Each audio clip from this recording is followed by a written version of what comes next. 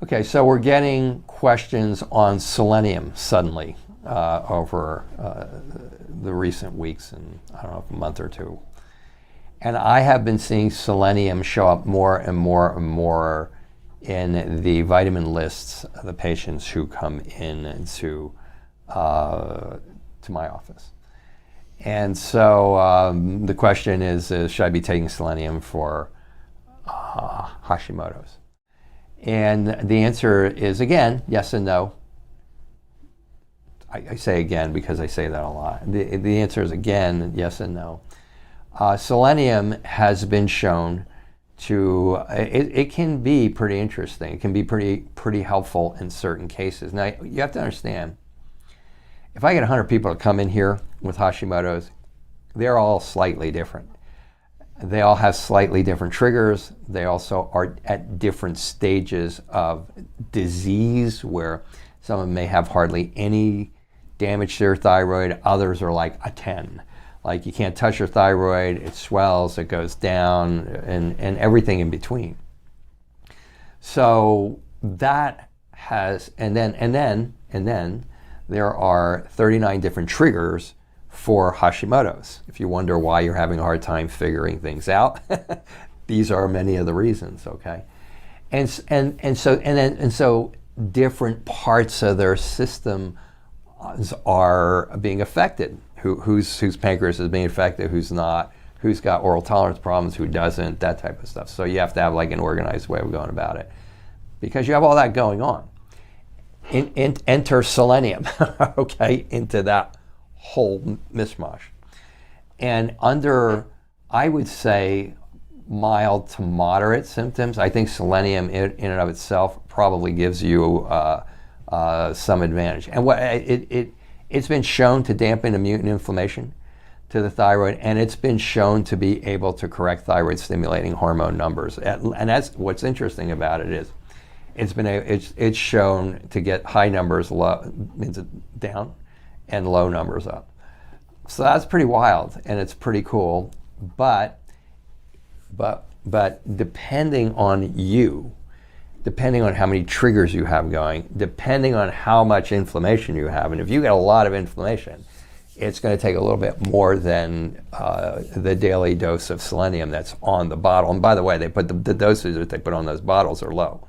You know, usually, well, maybe I shouldn't say this, but usually the dosing needed for that particular person who has Hashimoto's is higher than what they put on the bottles. However, I don't know what yours would be. Okay, so don't go dosing up because I said that, and because I don't know where you would stop based on, I don't have all this information in front of me.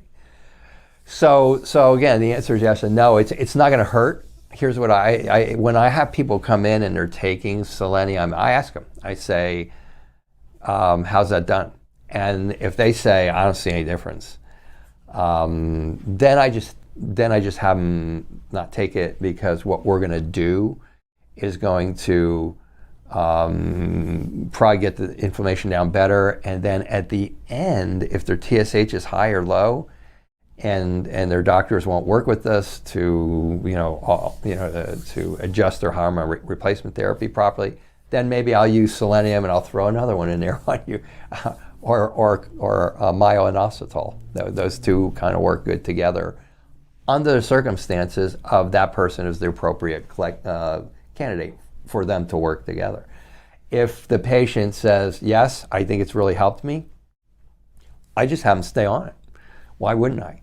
I just have them stay on it, and then I work with all the other things that are going on, but that's dampening inflammation in their system apparently, and it's doing what it does to alter their TSH in that particular person. And so, and I don't really have a percentage of like 50-50 or something like that. I mean, the best, because I kind of look at each case individually, and I've really only been seeing the selenium thing, even though I've been aware of it probably since 2008 that I've been aware of it. I'm sure it's been around even longer than that. And so I don't know what's going on. Is actually why I'm seeing so much of it on people's vitamin lists, and now we're seeing a lot of questions on it. But it's legitimate. It's something to try. You don't know what the dosage is going to be. You don't know where you are relative to damage and so on and so forth. So I can't guide you on dosage, but if you try it, you feel better, I would keep taking it. If you try it, you don't feel better, then you're either going to have to find somebody who maybe can say, here's what the dosage is. And there's websites. There's websites that'll tell you what the dosages are. I'm not saying that they're totally 1,000% for sure, totally trustworthy, but they can give you an idea of maybe if you're taking like, and I'm not going to even go milligrams. If you're taking this many milligrams and they're saying you should be taking those many, I don't think it's a problem if you try that and see how it works. But so it's kind of nebulous. It depends on the patient. It depends on the stage of damage that they have in their thyroid. It depends on how many triggers they have. It depends on a lot of things. Trial and error, probably not going to hurt. If you take it and you feel better, it's probably not your imagination, and that's kind of the skinny on selenium. I mean, it's not a drug, so it's usually not going to hurt to play with a little bit and see if it's right for you.